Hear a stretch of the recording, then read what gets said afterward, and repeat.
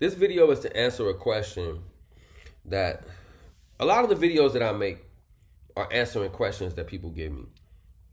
And this one was, what determines the strength of a black magic spell? Now, that's a really good ass question. What does determine the strength of a black magic spell? Is it the spirit? Is it the offerings? Is it the conviction of the practitioner? Is the ache of the practitioner? Right? Or is it all of the above? It's actually all of the above. All of these things determine the strength of a black magic spell. The practitioner himself must be endowed with the ache, or the energy or power necessary to control the spiritual forces, whether they be primordial, ancestral, cosmological,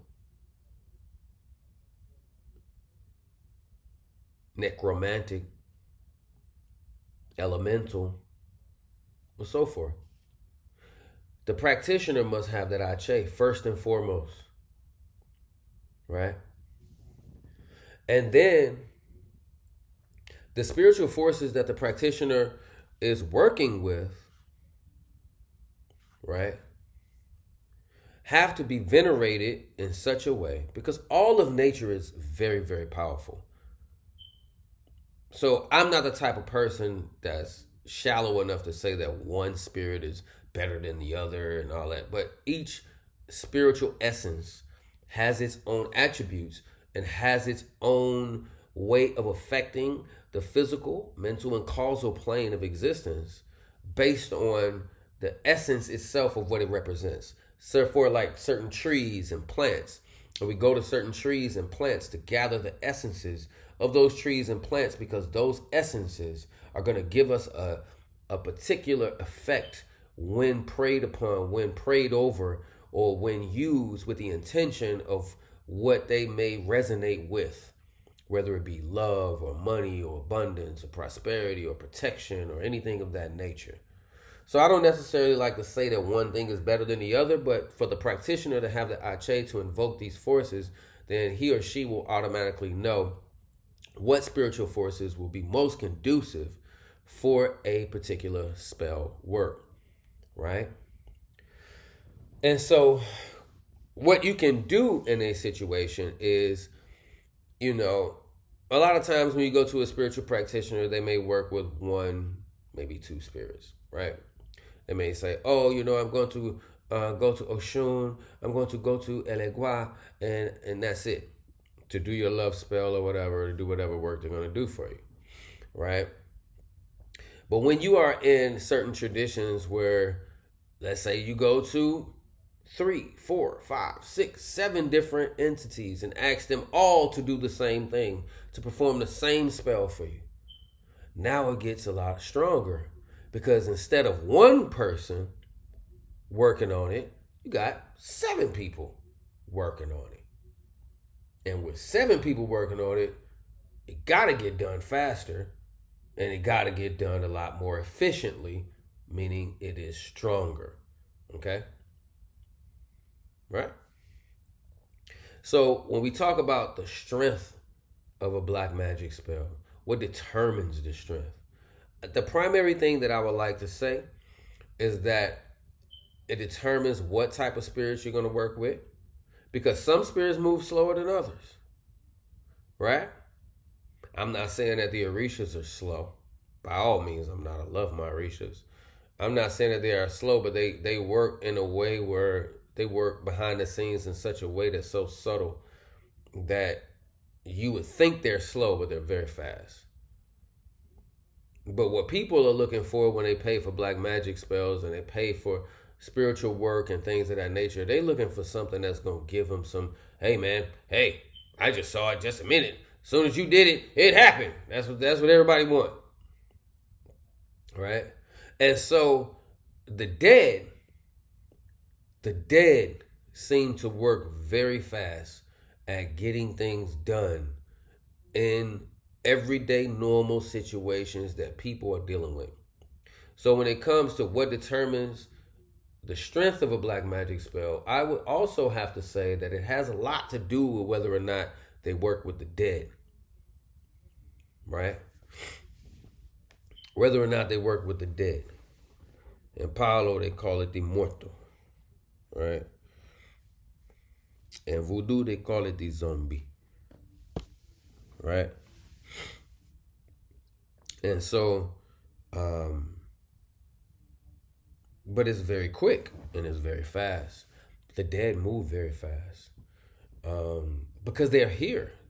Think about it. When you're dealing with an Orisha, you're praying, you're doing your Oriki, you're doing all your prayers, and you're calling that Orisha down. You're calling it down from heaven, down from heaven. That's why you see the Babalaos and the priests that, like, sometimes they'll be praying for minutes and minutes and minutes and minutes and minutes. You just like, they be sitting there praying for about 5 minutes.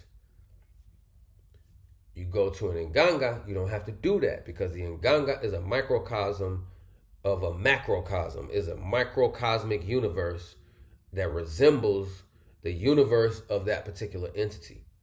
And so when you spray the rum on that Nganga, it immediately opens up the portal. As soon as you spray. And out of that is like a genie coming out the pot. Well, how can I help you? What do you want? So every time you spray that Nganga, you want to give an instruction.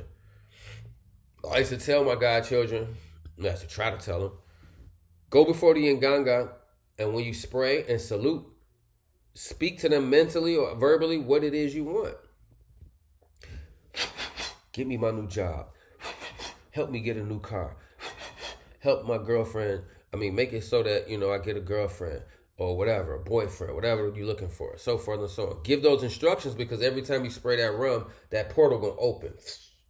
And when that portal opens, that muerto gonna come up from the earth. It's faster for that muerto to come up from the earth than it is for that Orisha to come down from the heavens. Right? And so when we talk about strength of black magic spells, we want to talk about what's going to get the job done for us in the most efficient and fastest way. Right? In the most efficient and fastest way. Okay? So, if I had to tell anybody about what determines the strength, I would say the type of spirits that you work with, the Ache, and the skill of the practitioner, and then the type of offerings that you give. Now, in certain traditions, they don't do animal sacrifices and stuff like that. You know what I mean? In Ifa Orisha, animal sacrifices. In Palo Mayombe, animal sacrifices. In Kimbanda, animal sacrifices. In Voodoo, animal sacrifices. So these are traditions that will deal with a lot of Ache. The animal sacrifices are the Ache, or the energy, the power that we're feeding to the spirit to empower the intention or the instruction that we give in the spirit of what we want. So we have the rooster, we're praying to the rooster, we're telling the rooster to tell the spirit what we want. We're saying, look, we want this, we want that, we want this, we want that. Kill the rooster, give the blood to the Nganga, and the Nganga receives the transmission of information through the blood of the animal, and the Ache of the blood infuses within the spirit itself and invigorates the spirit to the point that the spirit is able to rise up and get shit done. So this is why it's good to come to practitioners of these traditions to get stuff done.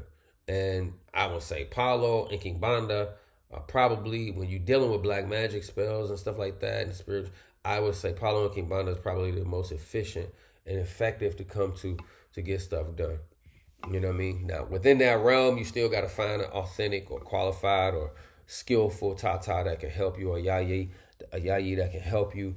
But you definitely want to come to those type of traditions if you want to look for strength in regards to black magic spells or spiritual work or whatever. You know what I mean? So I hope that's, a little tidbit was a bit of information that you can add to your collective knowledge. And please go ahead and like, subscribe, and share the video for me. Thank you. You will be blessed. And then again, you can always hit me up on WhatsApp, 708-480-2712. I'll be happy to answer a few questions. Don't be sitting here trying to have a whole conversation with me for 30 minutes. If you want to sit down and chop it up with me, go ahead and book that consultation with me for 30 minutes. It ain't number $77.